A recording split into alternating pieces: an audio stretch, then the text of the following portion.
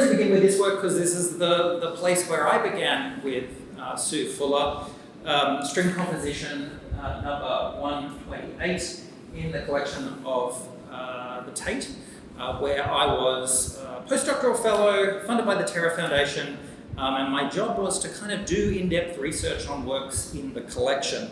And one of those projects ended up being on Fuller, a project that, as Yuval said, Christina contributed to.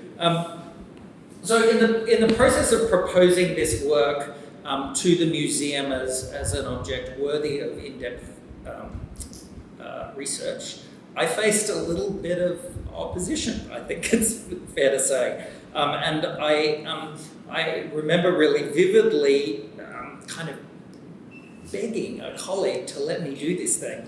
And, you know, trying to persuade them. And I remember sort of saying, you know, it's not that long ago that none of you had heard of Louise Bourgeois either.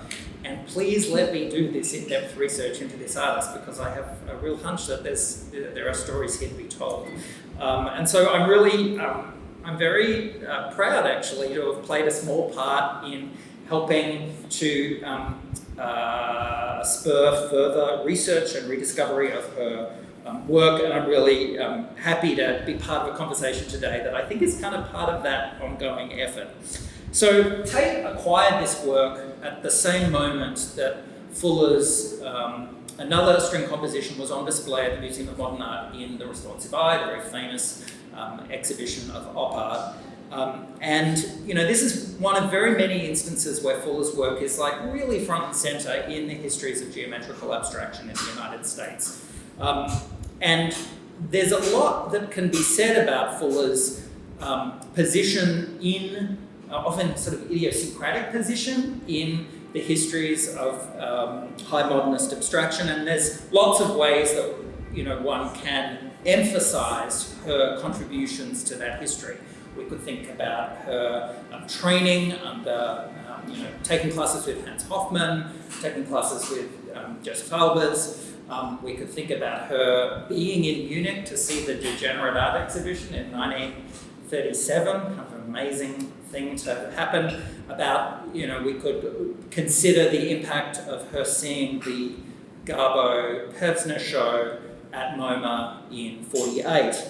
And all of these would be totally legitimate ways to interpret Fuller's work.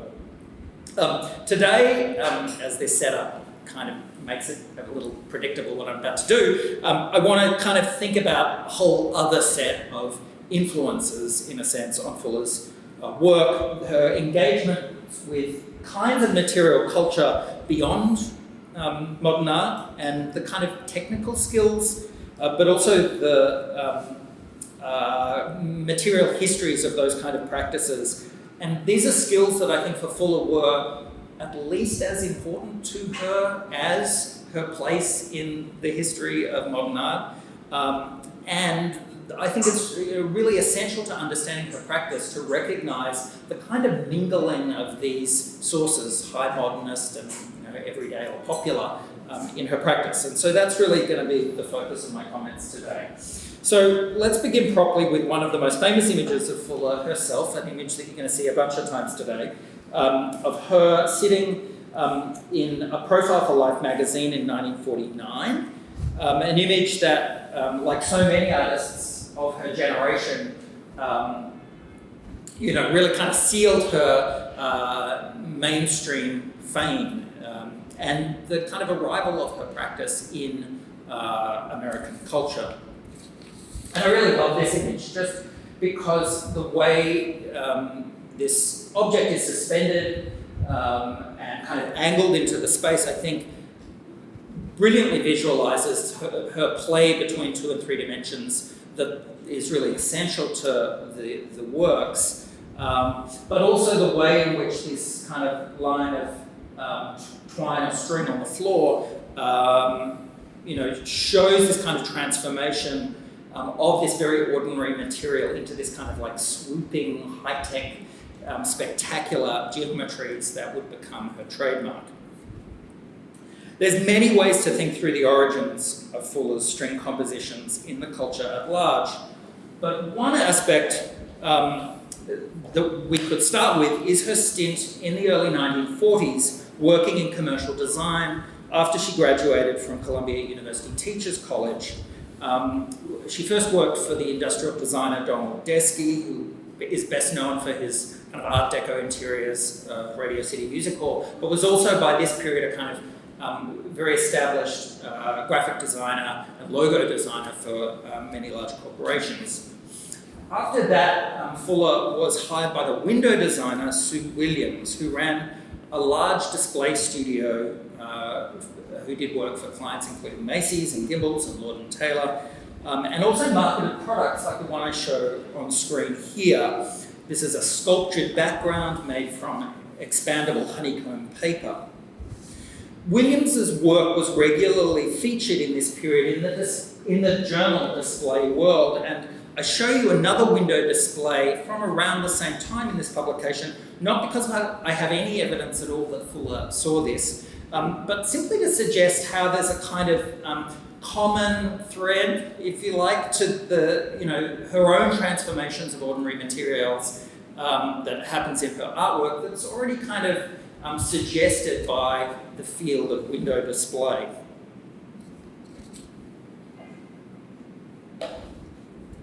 So what I'm getting at here is that I think Fuller helps us unpick the kind of idea that the avant-garde is straightforwardly some sort of research and development arm for consumer culture, because her work both borrowed from that culture and was kind of feeding back into it. And in thinking about today, something I haven't written about Fuller in in the things that I've published on her is the fact that when I was 11, my 6th grade teacher, Mr. Moynihan, had my class at Ashgrove State School in Brisbane, Australia, make string art. And I think that his source for having us make this string art, which was, after all, I think kind of abstraction, was sources kind of like this. There was a lot of these old kind of dusty string art boards hanging around the classroom. I gather this teacher had been making these things for quite some time with students. And I think, understanding Fuller's place in this broader culture, a culture that I think occasionally kind of pissed her off, that people were kind of pitching her ideas, is really essential to getting to grips with what her art does and its place in the culture at large.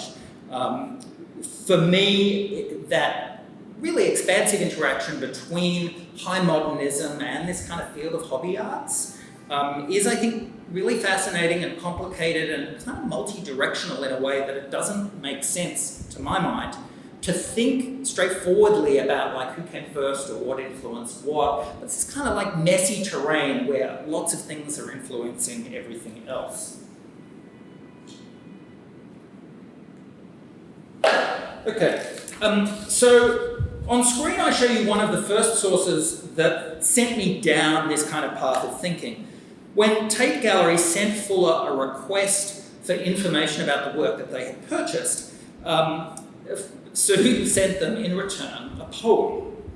As a young woman, she'd read widely in modernist poetry, and she especially admired the work of Imagist poets like Amy Lowell and H.D. And Fuller's composition, I think, mimics something of the character of their sort of crisp, direct sensibility of these poems. So I'll read it. String composition number 128 is a linear geometric progression, a construction, a line drawing in a 20th century medium plastic monofilament.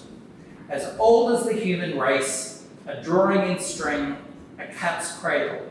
CF, Kathleen Hatton, Cambridge, W.W. Rouse School, Oxford. As timeless as linear geometric progression, as imminent as space travel, the expanding universe. So, Fuller's optimism here in science and technology is absolutely typical of her practice and her writing. She's a great writer. And she once said that she would much rather read Scientific American than any art magazine.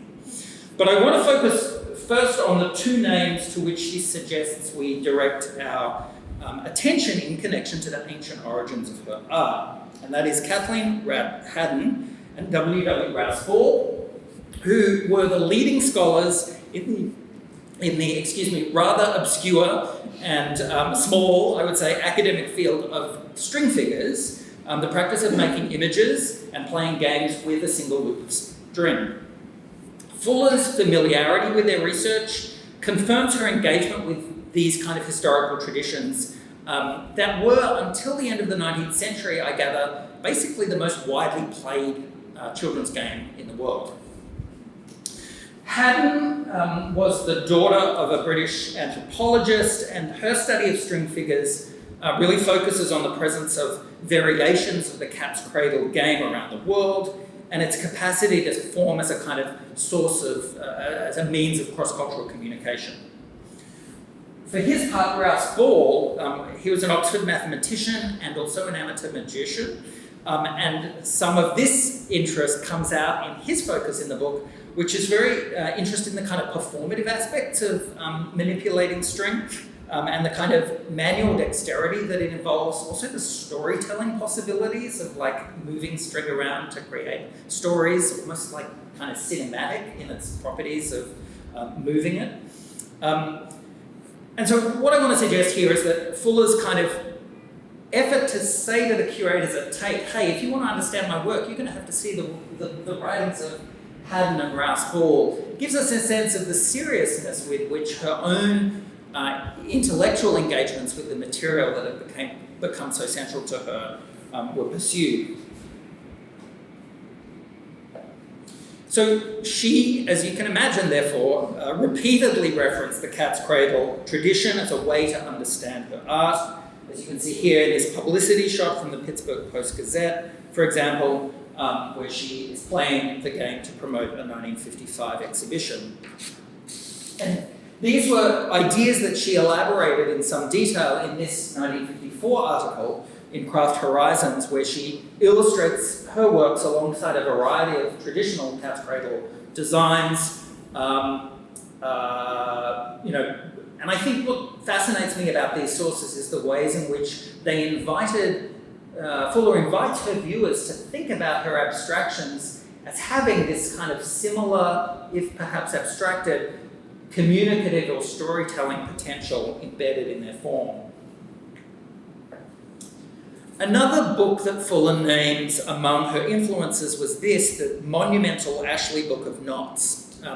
Ashley's tome actually cites Haddon and Rouse Ball among its bibliography under a category that it calls practices allied to knotting. A whole section on this. The book has about 7,000 illustrations of different kinds of knots, more knots than I think any one person could need to know. But among its pages, I was particularly struck by this drawing of a girl sitting on the floor, arranging a ball of fibre onto a pinned backboard.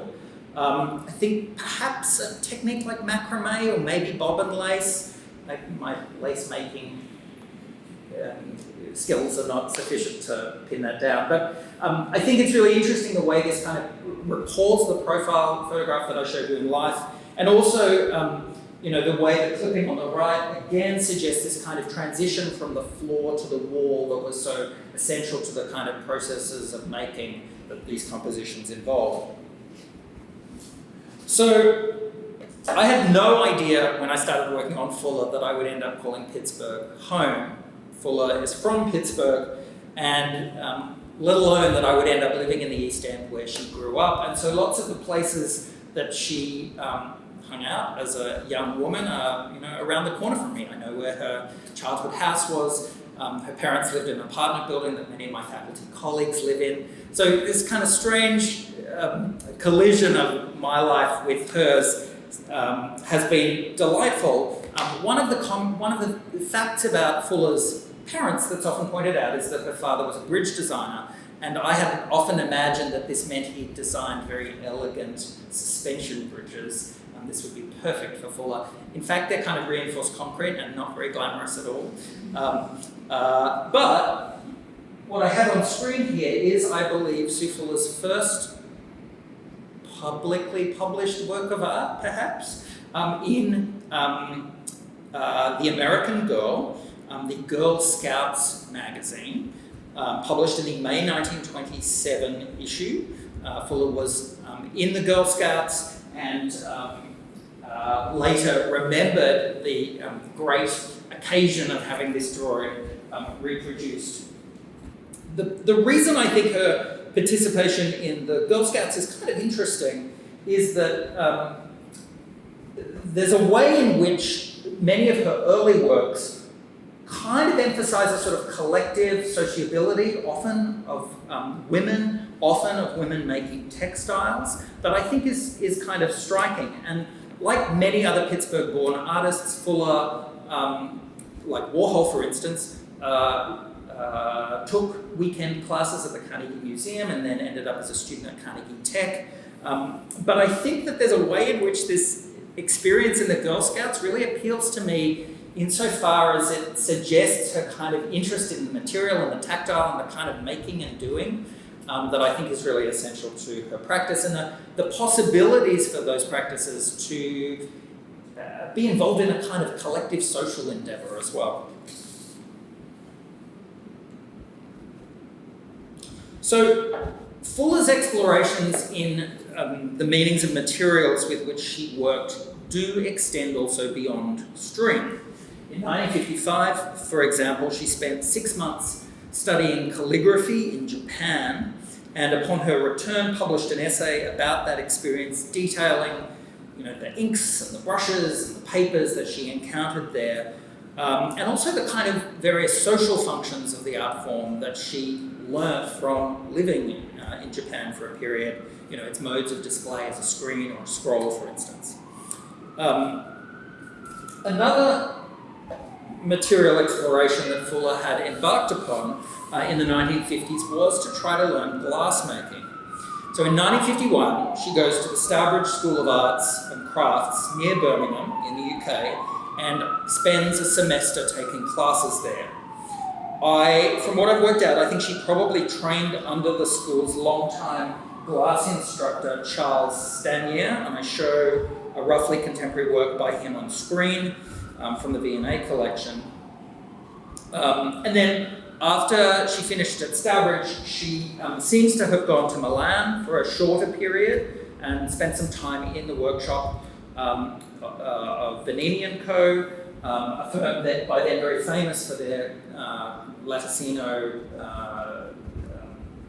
canework technique in glassmaking. So Fuller doesn't pursue glassmaking, and in oral history interview with her, she's kind of annoyed, I think, by the insistence from this field that it involves a very long apprenticeship, and also I think probably kind of grumpy about the sexism that she encountered in these kind of all-male hot shops. But I think where it sends us, interestingly, is to the plastics that would really soon dominate her practice. And plastic was the material that I think eventually allowed Fuller to integrate her lacy string compositions with the kind of sculptural solidity that I suspect appealed to her about glass, that sent her to glass in the first place. And so on screen are some early examples of her embedments from the mid-1960s, the technique that she would render her string compositions on a clear acrylic matrix and then cover the design in the same material in liquid form. So you can get a sense of how this technique worked by looking closely at the works in the gallery, but there's a period critic who describes the process, and this is a very period culinary reference, clearly, as being like making bananas in Jell-O. So if you can imagine how one would suspend a banana in Jell-O, with layers and letting it refrigerate. That's roughly how these are made. So Fuller was excited enough about the innovation of this technique to hire a lawyer to register this process for a patent. And on the left is the diagram from the front page of this registration document, which shows the technique really used for a panel like the one on the right, or many of the works that are on display in the gallery. I love that in the Tate acquisition notes, Tate originally considered purchasing one of these transparent works for the collection and ultimately decided not to because a curator realised that the work would draw attention to the really kind of shoddy state of the walls at the Millbank Gallery, and so it was preferred to have a work with the white backing.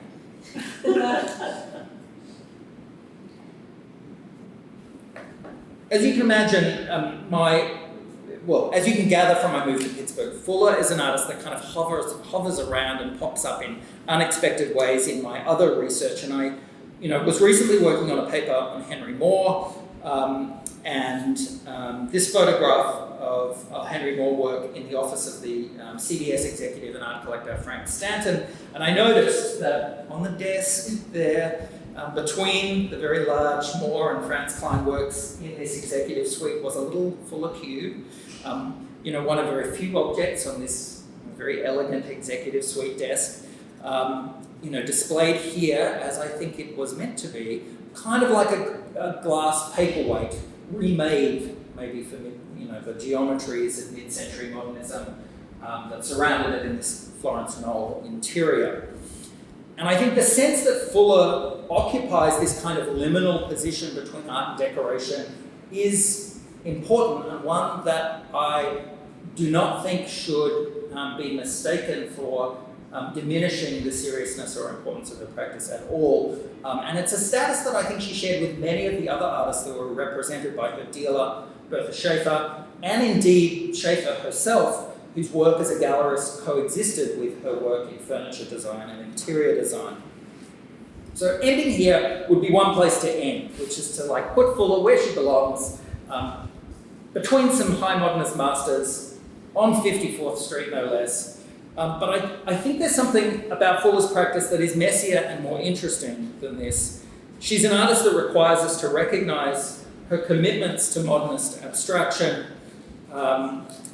She's an artist that, requires us to hold on to the idea of wanting to preserve, to control even the kind of innovation of one's practice through nothing less legal than a patent, at the same time as making diagrams that get reproduced in better homes and gardens for people to make other kinds of string things in their own homes. And the kind of contradiction of that, I think, is really fascinating.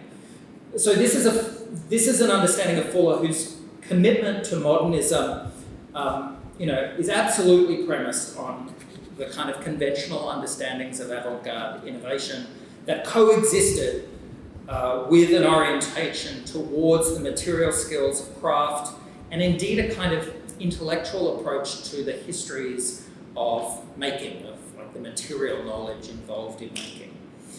And even as her work sought to acquire this kind of machined look of industrial production, Fuller was an artist for whom an embrace of the decorative and the everyday, I think, was entirely commensurate with the seriousness and ambition of her practice. Thank you.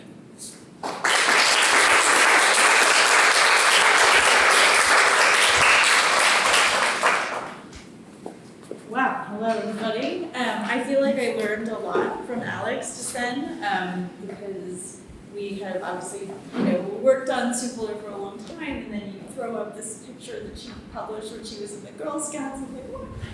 How have you found it? But I think what you might find from listening to Alex and listening to me is just, I think we both have become really, we've fallen in love with this woman who just her voice jumps off the page. She's really one of my very favorite artists to work on because her voice just it's humorous, she's a great writer, and I love reading all of her work. So I first encountered Sue Fuller as I was doing research for my dissertation, which became a book about women artists who were practicing at this mid-century printmaking workshop here in New York called Atelier 17. Fuller was one of about 100 women who was there, and she became one of the more prominent people in the book because she had this really long and sustained interaction with printmaking, and then this sort of fascinating transition from that to making the string compositions. So just a little plug, if you have the time, get this oral history from the Archives of American Art. You'll hear her voice, this cackle, this laugh that she had, and she's just cracking up. Paul Cummings, who was the interviewer. But what's nice is the Archives of American Art has made this digitized it, so you can loan it and then they'll take it back. So anyway, today I'm going to talk about Sue Fuller in relationship to two important contexts. The first is her work in printmaking at Atelier 17 and how this helped develop the string compositions, both the fiber pieces and the plastic pieces that you can see in the gallery. And you'll see that there's a pretty tight timeline of when she's at the workshop and when she first starts to make these string compositions. And then secondly, I want to briefly mention her familiarity with progressive education ideas, in particular the principles of the Bauhaus and how those impacted how she kind of wanted these pieces to be viewed and interacted with, because she both was, I think as Alex alluded to, just a constant student of everything. She had a very unquenched thirst for knowledge throughout her life, but also she was a teacher. She sort of saw herself as a teacher, particularly in these early years.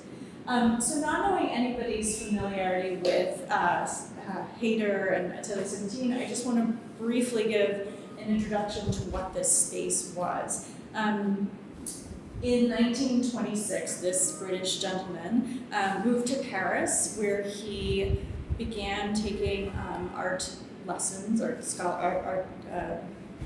he began taking art studies. He was at the Académie Julienne, and then he began pursuing printmaking instruction in private studios. In 1927, only a year later, he decided that he could then teach. He was very, very facile at engraving, and he began to take on students to help sort of fund his life in Paris. So that is where the studio got its start in interwar Paris. Although he aligned himself very much with engraving, every technique was taught at Atelier 17 on a metal plate. So artists were experimenting with how to make etching, aquatint, soft ground, and just kind of, the studio had this very experimental quality to it. It was first at his teeny tiny little studio, which doubled as his apartment. He was always in his apartment in Paris. And then a few years later, it moves to the 17 Rue Campagne Premiere, which is where it gets its name, Atelier 17. And then when the Nazis were approaching Paris, Hayter has to close the studio down. It eventually reopens in New York at the New School for Social Research. It remained in New York from 1940 to 1955, but this is the studio where Sue Fuller first encountered Hayter that you see on the right. So Hayter is known for having this really legendary enthusiasm and charisma, and this passion for researching the graphic arts. The studio became a center of intellectual and artistic exchange in interwar Paris for the Surrealists.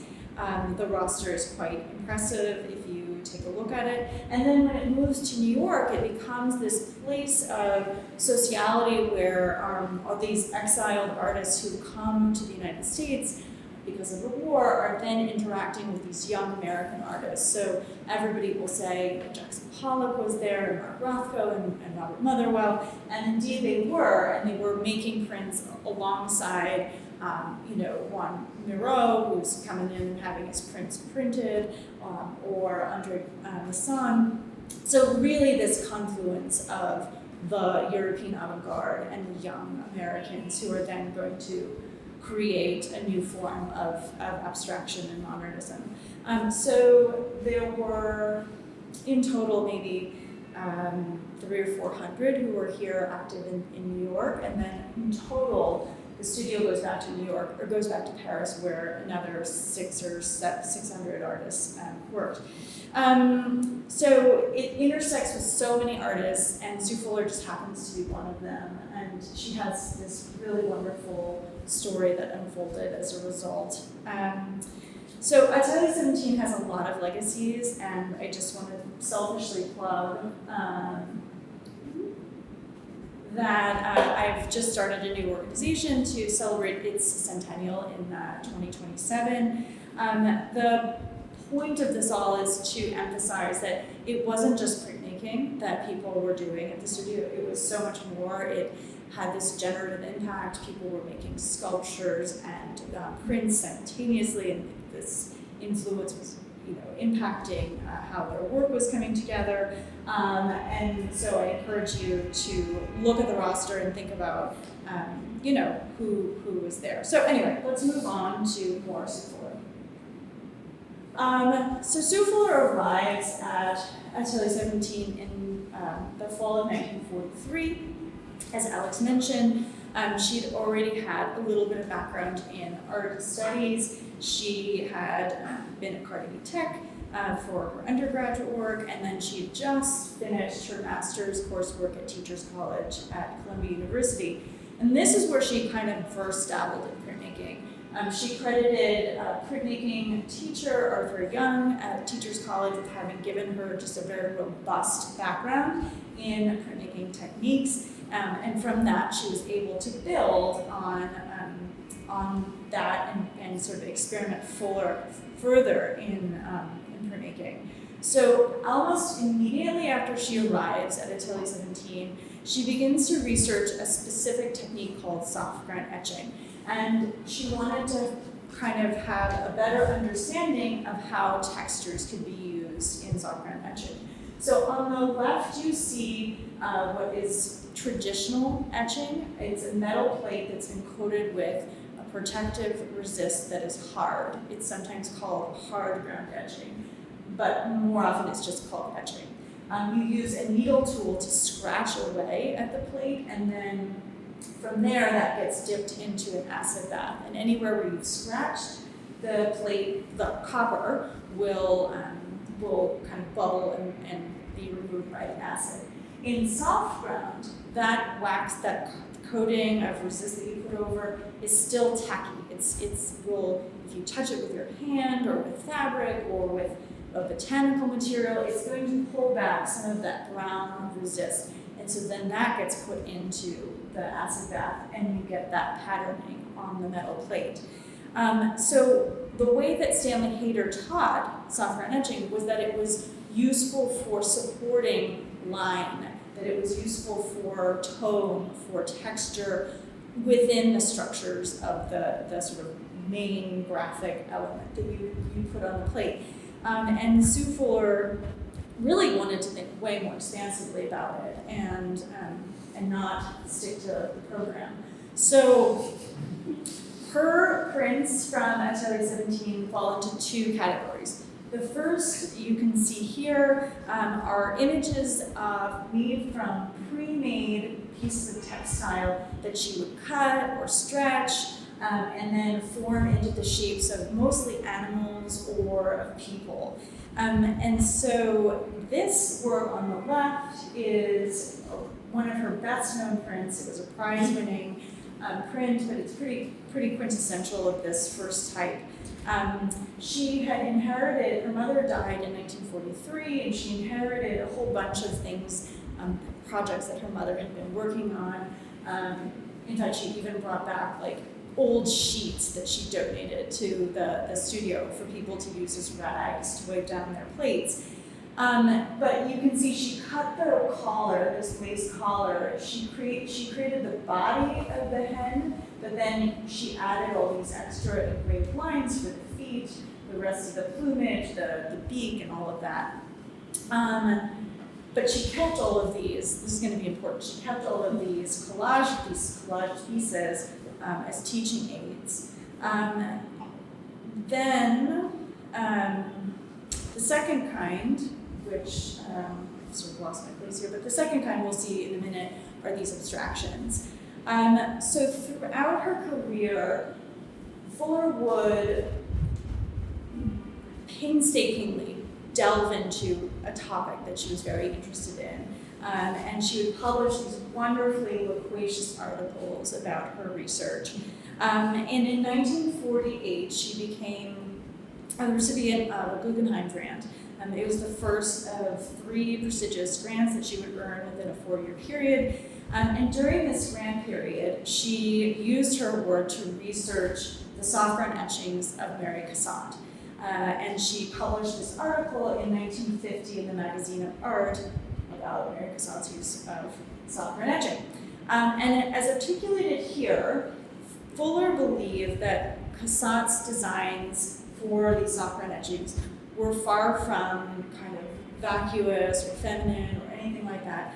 She argued that her experimental practice with soft ground etching was actually predated the creation of collage in the 20th century by the likes of Picasso and Roth. And so she went and visited all these collections in New York, and she viewed this print, which is at the Metropolitan Museum, and in particular pointed to a couple of areas where she saw this kind of experimentation happening. One was in the dress of the central figure, which she called a nubbly material. And so what she's talking about is Cassatt taking scraps of fabric, laying them on top of her metal plate and rubbing it. Or she points out this vigorous gesture where that probably was a sheet of paper, and then using a blunt instrument, she's drawing over onto the plate. But Fuller believes that these pieces, these Cassatt prints, anticipate the discovery of collage. Writing, quote, "In this way, Mary Cassatt used the impression of texture of materials in a print, a collage technique in the metal plate as early as 1881. And just as a side note, curators are still today using Sue Fuller's research to interpret Mary Cassatt's prints. And in fact, the Philadelphia Museum is just about to open a major Mary Cassatt show, and they're looking at Sue Fuller's research and saying, I think this is really interesting. Like this is how Mary Cassatt was making these prints. So I think Sue Fuller would have loved that. As her experiments progressed in soft ground etching in the mid-40s, she became really frustrated with using these pre-made pieces of fabric and lace. And so she decided that she was just going to throw them away or pick them apart, and reducing fabric to its common denominator, which is string. And so she decided she's going to make her own material. And there's so much more to these, which we could get into, which is her research into lace making and going to the expert in New York who knew everything about lace making. But what I want to point out is that this is really a break in her career where she starts to explore abstraction. And these twisted and knotted and coiled collages that she had to make really do lead her down this road. Ultimately, she would take lots of different materials and sort of coil them around one another and make these collages, these preparatory collages, which she would then press into the soft ground plate. And these scribbles and thread are really extraordinary, and also extraordinary that she saved the preparatory collages, because they give you such a sense of how the print that you see on the right is made.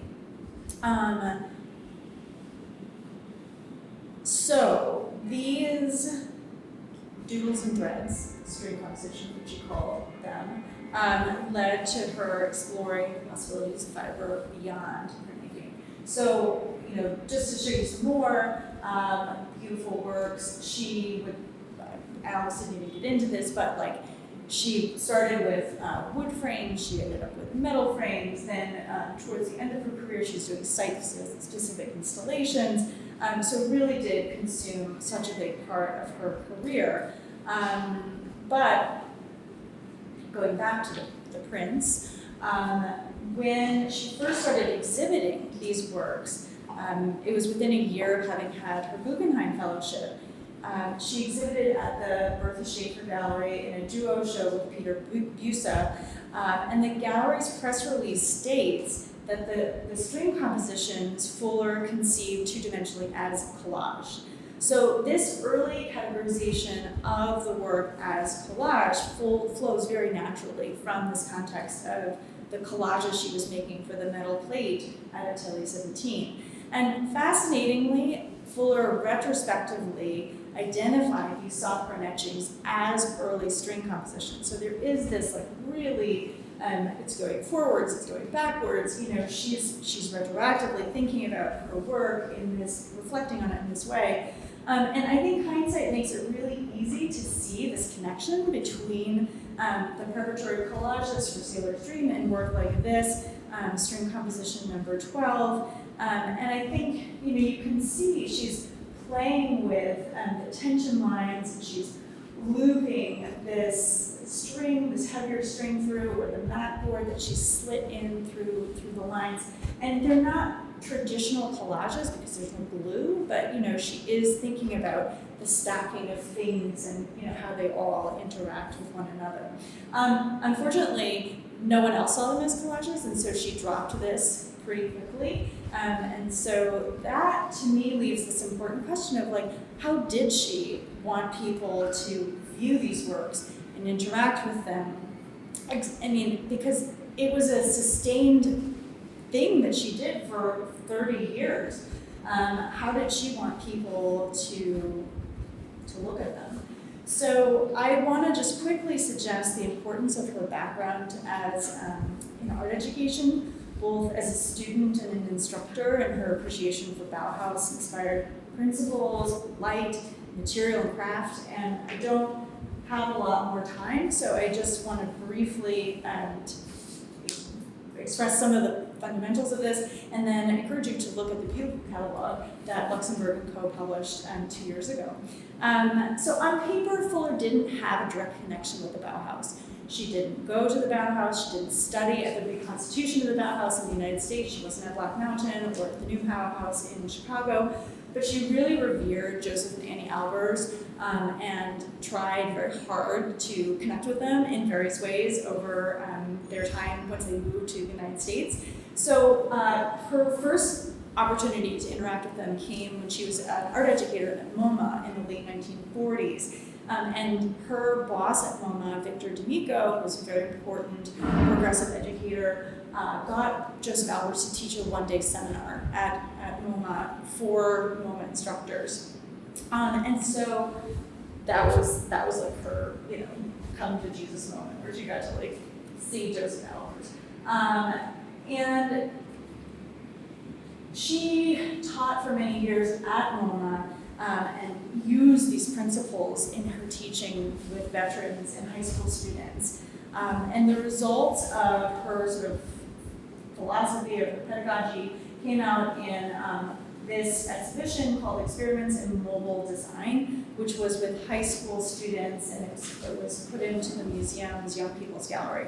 Now, according to the press release and installation photos, the show featured constructions in wire, wood, glass, and color transparencies, and even included something that they called color organs, which were the projection of changing designs on a flat and three-dimensional screen and had synchronized music. So there was like a lot of things going on in this gallery. And Fuller is quoted in this MoMA press release talking about how she aimed to have her students find out, these are her own words, find out for themselves that the materials of an artist are not confined to what has been used before in the field of art, and that any material can be transformed into aesthetic reality.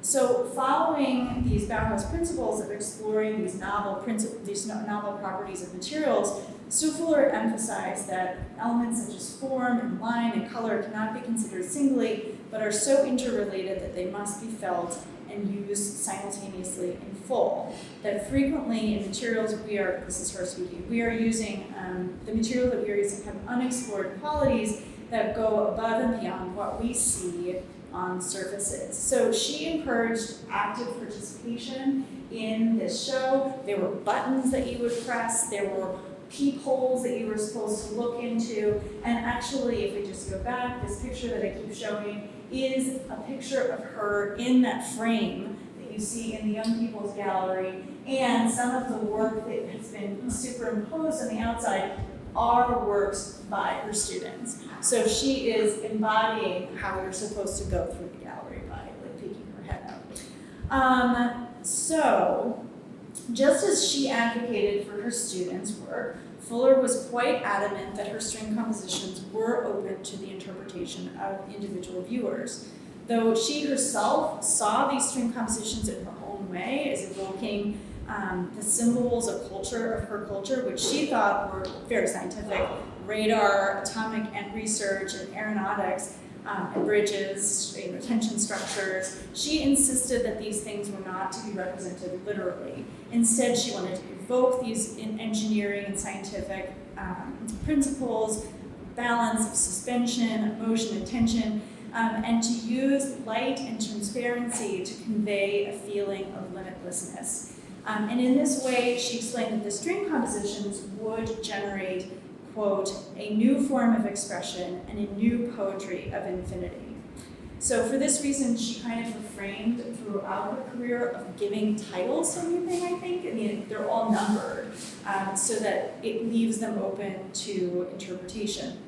I'll also mention there's a lot of music in her work, so she would think about them in terms of music.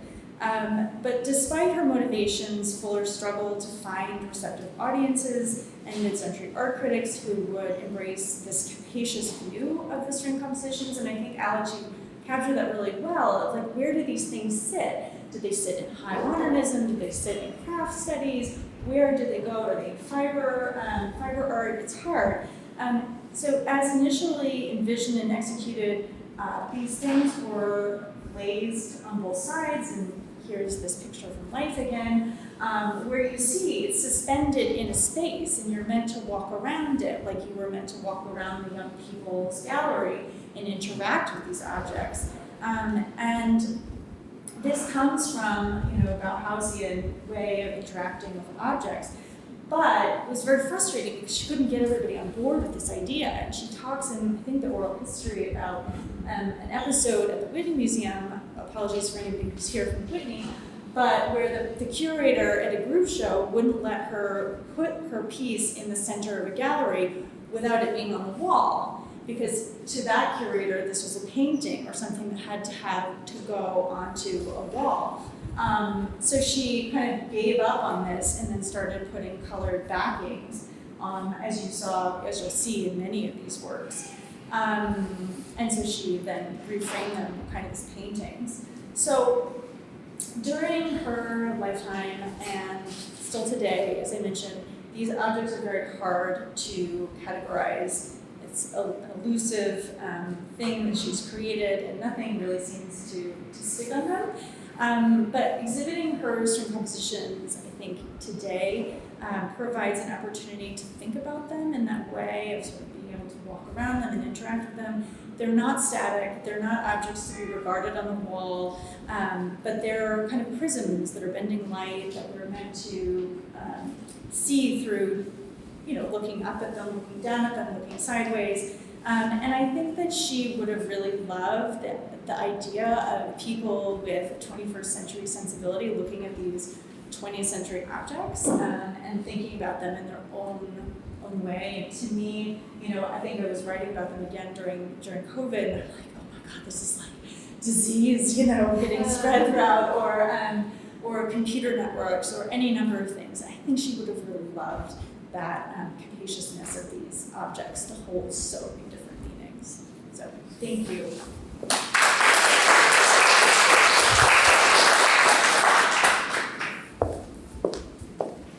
feel like this is a performance-based Well, thank you all for coming, and Yuval, thank you for the invitation. Alex, thanks for thinking of me in terms of plastics. I'm very excited to be bringing you into the world of plastics now. And I just want to say that I'm so excited the way these papers have been unfolding. I feel like we're getting into all these different corners of her practice, and And Christina, you're talking about how she wanted the works to hover in space, and I'm thinking, and then she made the cast acrylic objects, which were a manifestation of that hovering. And I'm loving all this kind of building that we're doing. So let's get into plastics. So I want to talk about plastics in general, but then also kind of bring us into where Fuller sits in this landscape. This water has been skiing. So what I find really interesting about this period that Fuller finds herself in is that it's a really explosive moment for plastics in art in the US, but also abroad. There's very much this kind of weird enthusiasm that forms starting in the 60s and into the 70s, and then actually kind of dissipates. Like there really is this chunk of time where these materials become incredibly available, which I'll talk about. Artists find them in great numbers, and they start to kind of expand their abilities, they experiment, they're kind of doing all of these really laboratory experiments in their studios, and Fuller is very much a part of this moment. So I'm interested in the way the substances not only drove innovation, but also changed the very nature of studio practice. And you'll see in some cases actually demanded that artists change the way they're working, change the way that they actually were operating with or interacting with their objects. This included collaborating with the industry in some respects, developing new formulas, but also creating new casting techniques. So I want to say that I'm very much not an expert on Sue Fuller. I'm kind of the non-expert in the group. However, when it comes to plastics, I was so excited to have the excuse to dig into her work and figuring out where she fits in this very broad landscape. So I have three. Oh, I jumped ahead. I have three intent before we get into the weirdness of plastics. I have three intentions for this talk. First, I want to contextualize us into plastics in the 1960s. I think our contemporary brains want to think about pollution and the ocean and plastic bags and all of the things all the ways we interact with plastics, and this is very much not the 60s mindset, so I want to put us there. I also want to offer a brief overview of plastics and art, so looking at some of the exhibitions that were opening in the 60s around plastics, and then also looking at some other artists and the way that they're working with the industry, pushing the boundaries of the materials in ways that Fuller was as well. And then I want to conclude with Fuller, and I want to situate her in this landscape of plastics. Okay, so now for the weirdness. I can't tell you how many times I've shown this cellophane image because I think, first of all, it's so uncomfortable and strange, but I think it really gives us a sense of this weird optimism around these materials that for some reason that would be an advertisement, this would appeal to, bringing it into the home. And so let's put ourselves in the 60s. So this is a moment where these materials were beginning to be part of everyday life. So you have cellophane by DuPont, of course with the baby, and then this kind of odd Owens, Illinois, which was a subsidiary of the fiberglass producer Owens Corning. They still make these glass and plastic containers, and so there's this kind of proliferation of plastics coming into the home and being advertised in all of these odd ways. And even at the same time that there's this strange enthusiasm, critics were very nervous about the presence of these substances. And there's this very famous Norman Mailer quote. He writes in 1963. This is only a piece of it, it's much longer, but everywhere we are assaulted by the faceless plastic surfaces of everything that has been built in America since the war. Norman Mailer kind of sees it coming, but yet this was very much more of the popular culture, right? This enthusiasm, this kind of excitement around plastics flooding the marketplace. So what he touches on, though, in that quote is the connection of the kind of flood of plastics to the war. So I'm going to touch on, I could really kind of bring us down the nerdy rabbit hole about why plastics becomes so visible this time. So I'll try to give you the short version, which is that after World War II, so the war effort had driven so much material innovation. We see this in terms of a whole slew of technologies coming out of the war effort, but especially in terms of the realm of plastics. That means a lot of those materials were classified. And so after the war, the materials are declassified. Now these manufacturers, they had started factories to make plastics, they didn't have consumers. The military-industrial complex didn't need them anymore, and so they had to figure out a way to market their materials and keep their factories open and have plastics have a future. And so they started advertising to the American public on why they needed plastics. There's a report from the Society of Plastics Industry in 1944 that talks about the peacetime possibilities of plastics that are virtually untouched, opening up a broad field of new markets. And so we see this advertising push, we see World's Fairs, again, amazingly strange images from this time.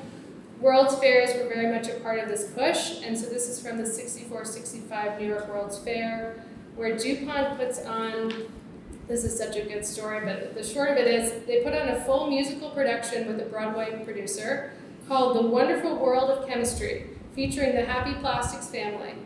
They had multiple casts, it ran all day long. Around 5 million people saw the show, which played approximately 17,000 performances over the course of the fair. So there is this push to advertise plastics, to have people get excited about plastics, even though you have Norman Mailer seeing the kind of writing on the wall of what it means for it to be part of everyday life. So at the same time that these materials are finding their way into American homes, artists are also gaining access to them. There are stories about artists who are, in like their wood shop in high school, and the high school teacher gets the declassified materials to play around with. There's a sense of it's such a new moment for these materials, and there's so much kind of strange enthusiasm around them because nobody really knew what their potentials were yet. And so you have artists finding these materials in great numbers, being excited about the range of colors, transparency, transparent surfaces, but also the ability to make lightweight structures. Of course, this is not the first time we see artists working with plastics, and Alex had touched on Fuller going to see the MoMA exhibition of brothers Namgabo and Antoine Pevsner. This is this was in 1948. In that Archives of American Art interview, she has this amazing quote about seeing the show. She says, "Never have I been so turned on in my life." I saw the show. I mean, I fell in love with her. And you can have Picasso, you can have everybody else. I mean, for my money, this was a really major event in my life. Love it. So she sees the show, and clearly it has an impact. And I think visually we can see, no doubt, there's resonance there.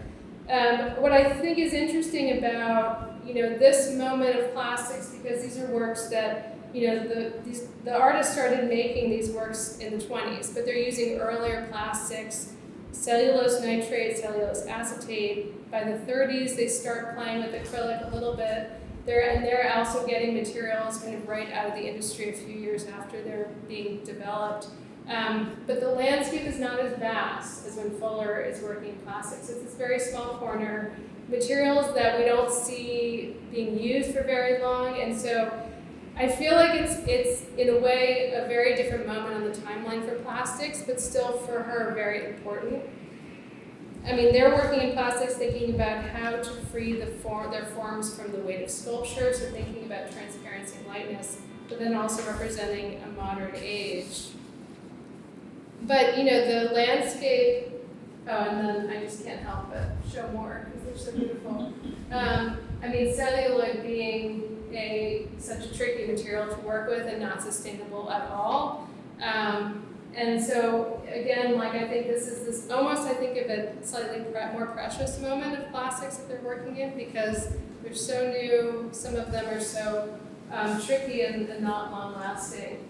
And so in the 60s, we see this much wider landscape appear for plastics. I could have shown hundreds of different works here. I'm just showing you some of my favorites, just to give a sense of some of the works being made in that early mid-60s moment. But artists are making plastic objects in a really large range of materials, including polyester resin, fiberglass, cast acrylic, polyurethane foam, vinyl. I could go on and on and on. And Yuval had touched on this, but what I'm really committed to in researching plastics is kind of making sure that we think about plastics as a disparate family of materials, right? That these are all materials with different structures, different processes involved, different surfaces, different conservation issues, that, this really is a wide range of materials. So I'm showing you Helen Patchkian, based in LA, working in polyester resin, actually with acrylic embedded in the resin. It's kind of hard to see, but there's two plastics. Leo Amino in New York in polyester resin, Ed McGowan in DC using vacuum formed plastic, and then Judy Chicago making her early formed acrylic pieces. What I also would love any excuse to talk about is the weird plastics exhibitions that also appear at this time. It's around 65 that museums and galleries start to realize that something is happening. There's some kind of movement of making plastic art, and so there's this whole slew of exhibitions that happen, and really it's a small window. It's 65 to 72, where there's like multiple exhibitions a year across the country, and then they kind of just stop, which I find really interesting, that there really is this enthusiastic moment. Fuller was also not included in these exhibitions, which I also find interesting in thinking about who she was in front of and how gallery representation affected who was chosen and who was not chosen. So the one plastics show that I'm aware of that she was in was Plastics USA, which was a show organized by the United States Information Agency, USIA, that had toured many exhibitions of modern art abroad, but toured this plastic show around the Soviet Union. So, which I think, of all contexts, is a really interesting one too, that I would love an excuse to kind of fall down that rabbit hole. But so what I'm showing you is an exhibition that was considered the largest survey of plastics work. This opened in 1969 and traveled to 3 different venues. It featured 49 artists working in the United States and Canada. It was organized by the Milwaukee Art Center, now the Milwaukee Art Museum, with stops at the Jewish Museum and SF MoMA, then the San Francisco Museum of Art. So this is the entrance to the show in Milwaukee, and I love the kind of the juxtaposition of 2 very different plastics, just to give you a sense of the range of work being shown.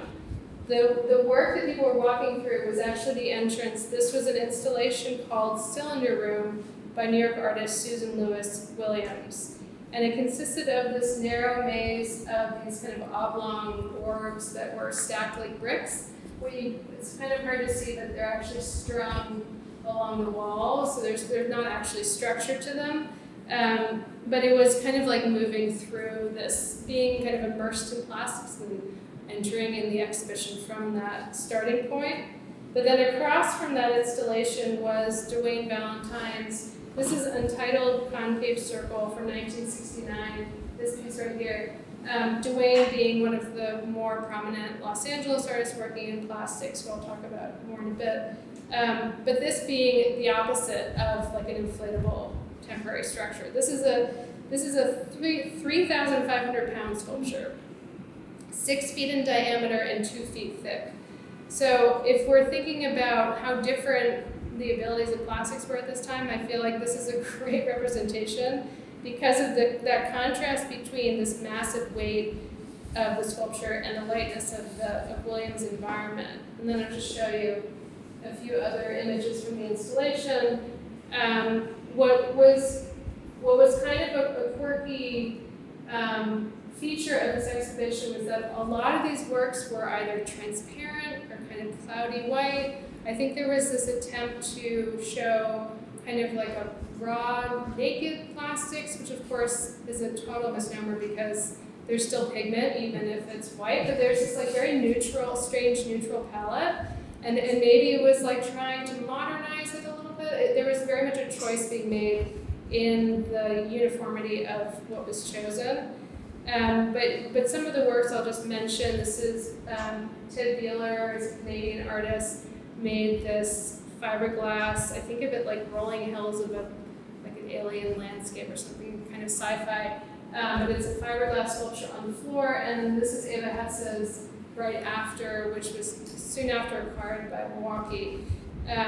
Also made of fiberglass. So again, like if I'm going to dispel any of our notions about plastics being one thing, like these are made from the same materials with very different processes. You know, Hesse's work being this kind of meandering web of threads. I mean, really it was dipping thread into fiberglass. Actually, it was, well, if I'll be specific, it was dipping glass fibers into polyester resin and then hanging them. And so very different process than constructing a kind of large-scale sculpture. So if you can kind of imagine, critics were a bit mixed about this show. The Chicago Tribune critic Thomas Willis wrote, "If plastic belongs to all of us, these works seem to say, let's do the best we can to find its inner poetry and logic." Grace Glueck of the New York Times also was very critical of this exhibition, especially because it was partially sponsored by Philip Morris, and she reported that it was image building for the plastics industry. What I have found across all of my plastics research is that critics did not like this work. It had nothing to do with its aesthetic value or the technological advancements that the artists were pursuing. They did not know what to do with plastics and fine art. It's a uniform kind of response.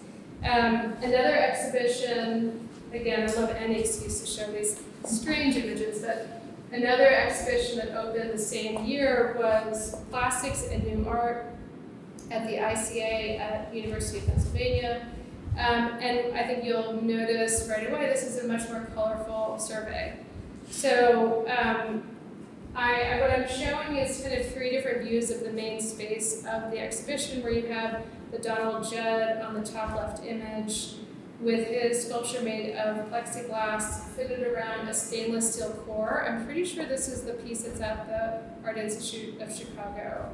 And then Eva Hesse appears again in this exhibition with her repetition 1903 at MoMA. You can see here, and actually you can see more of its original color, which I find really interesting too, how much more cloudy white it was at that time than what it is now. And then Richard Randall's fiberglass structure here, this kind of odd undulating wave with this, it was like shiny red top and the, bright yellow underside, very much I think speaking to the connection of automobile culture and the kind of Finnish fetish aesthetic. But so again, like bringing these very different works with different processes into this exhibition, I just find kind of fascinating as a moment.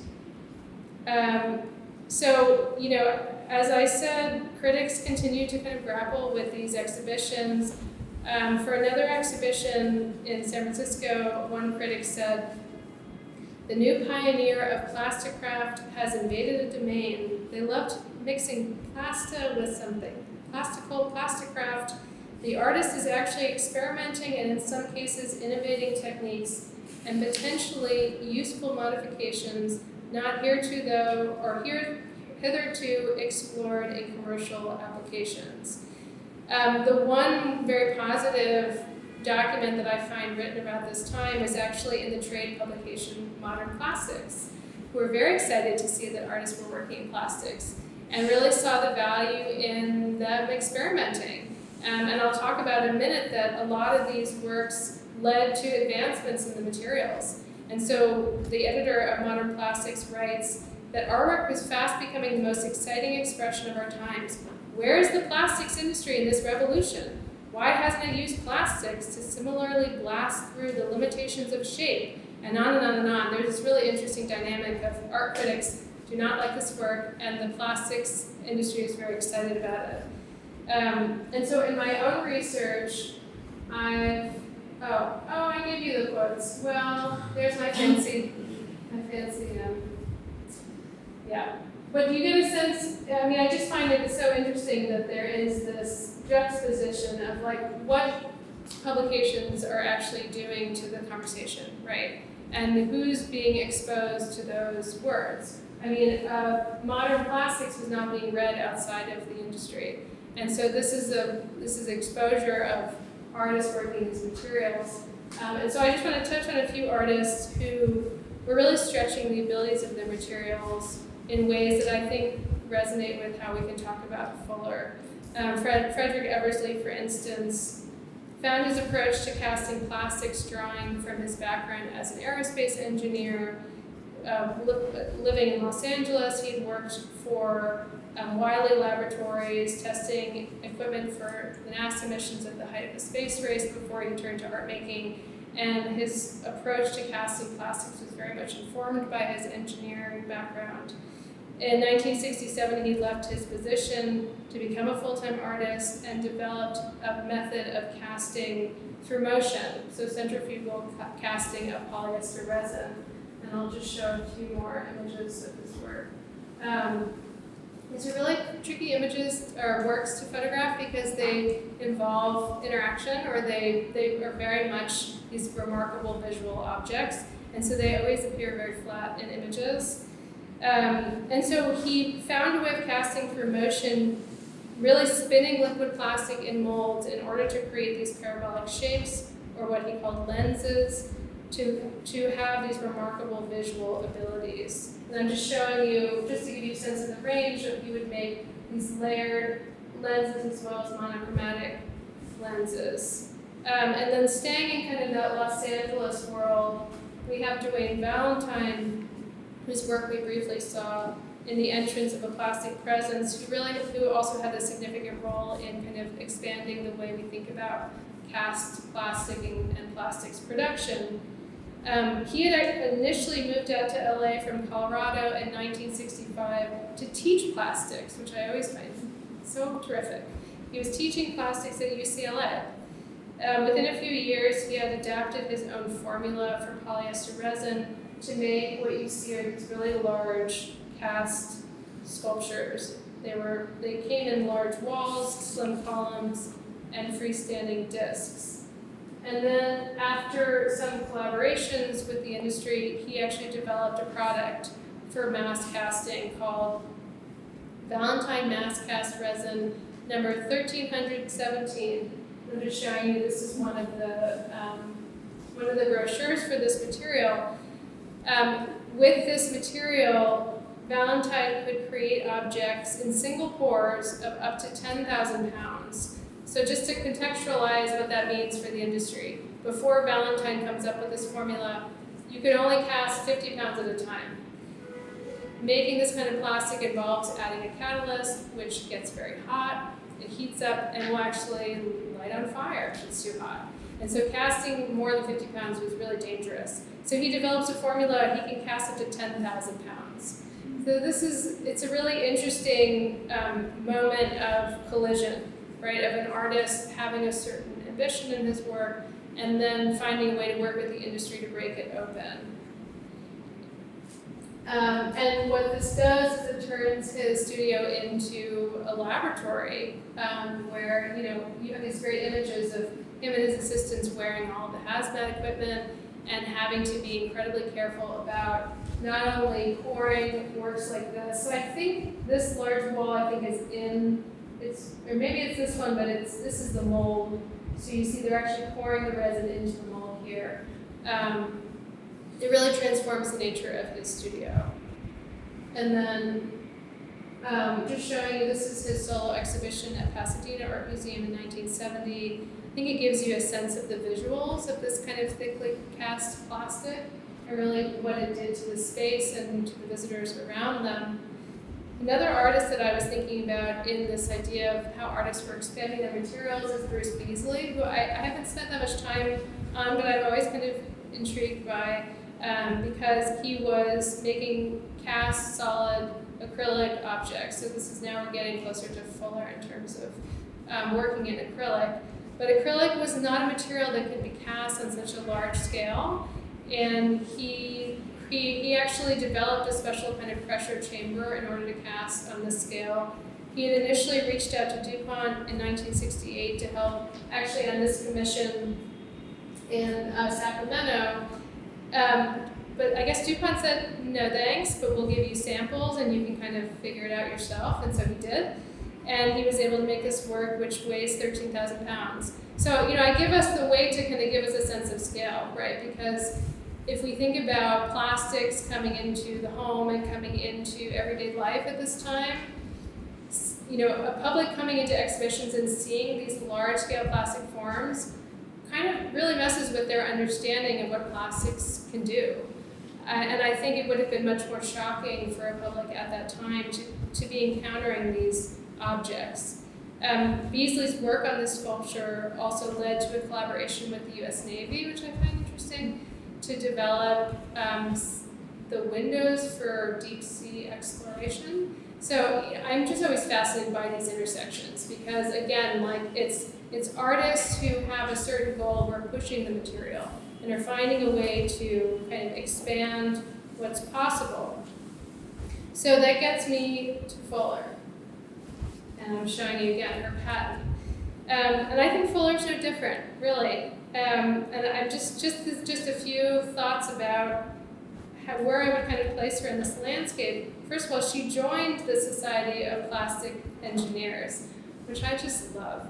Because she wanted the industry secrets. She wanted to know what was being developed, how she could push the materials further. She attends the National Plastics Exposition in Chicago.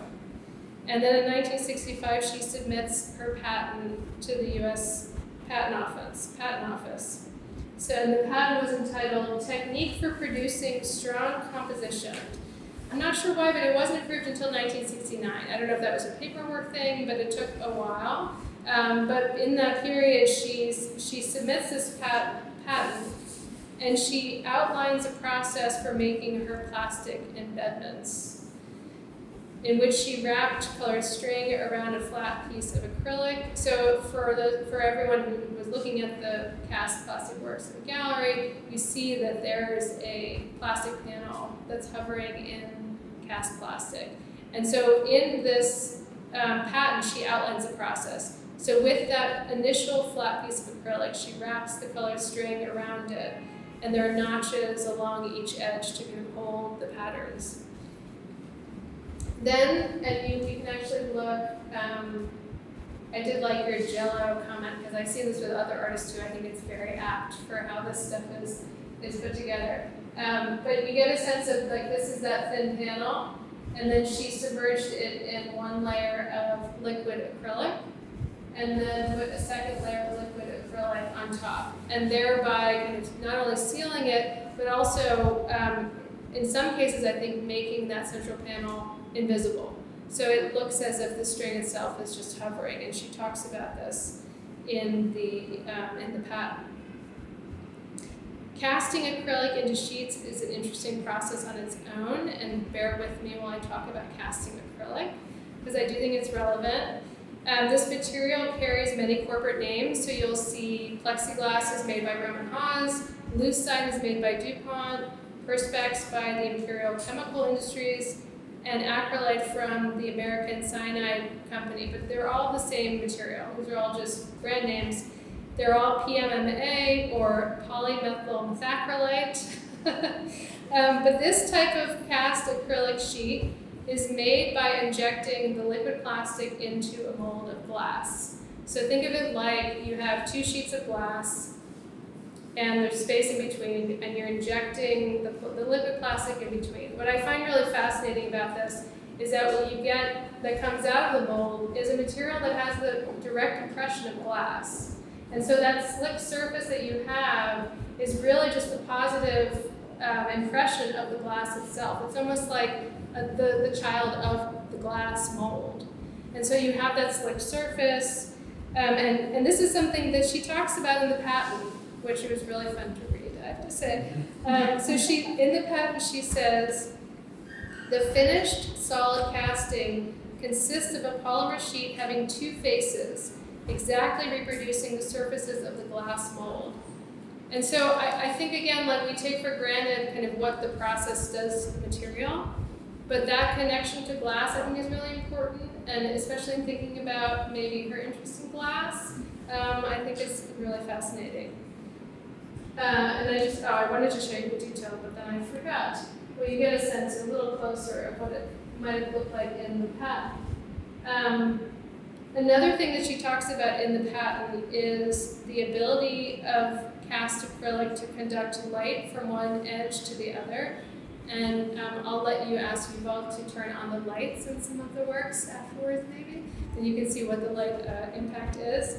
But so this was a feature of acrylic sheets, to be able to conduct light from the edges. And actually a corporate text from Roman Haas talked about this effective edge lighting or light piping, where you could kind of shoot light into the edges and it would come out the other end.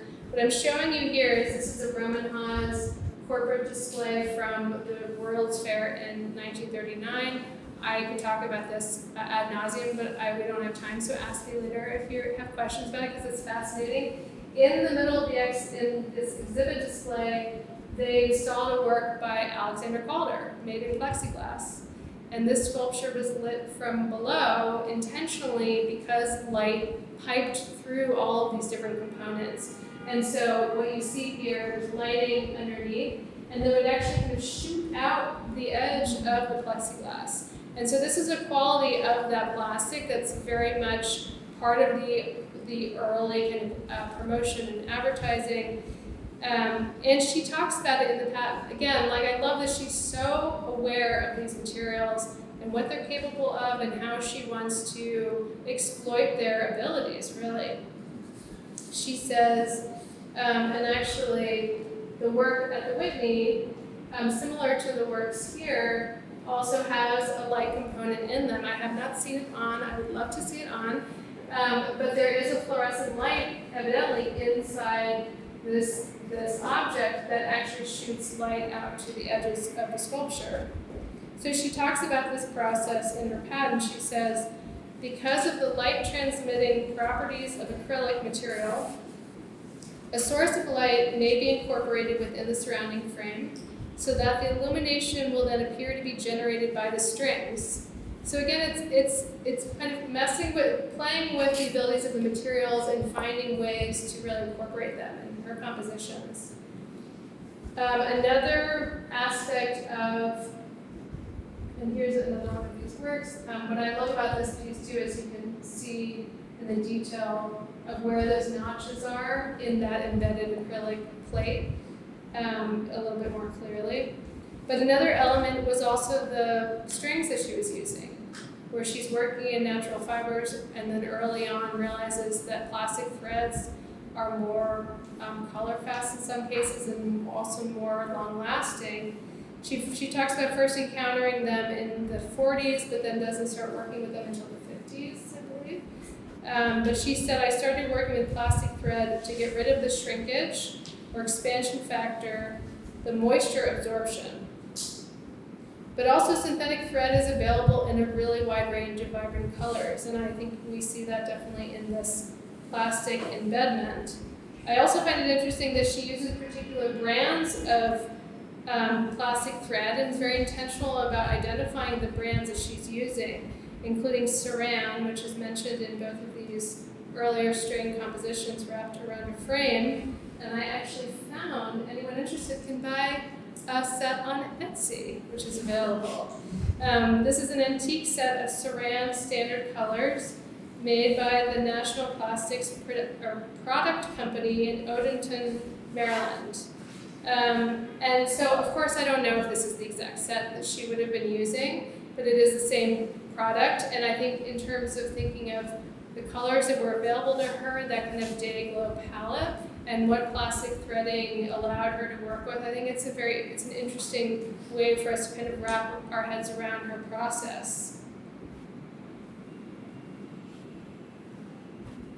So in the context of my research in plastics, I find that Fuller's work offers an important example of innovation built from a complex network of making.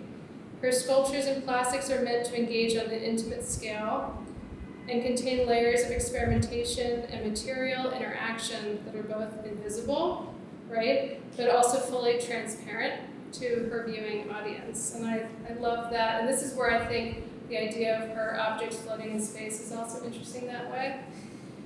Of course, through this discussion of Fuller's process, we know that there is much more to her work than simply layering, but rather that her plastic embedments we see the results of her material explorations that allowed her to achieve her visual marvels.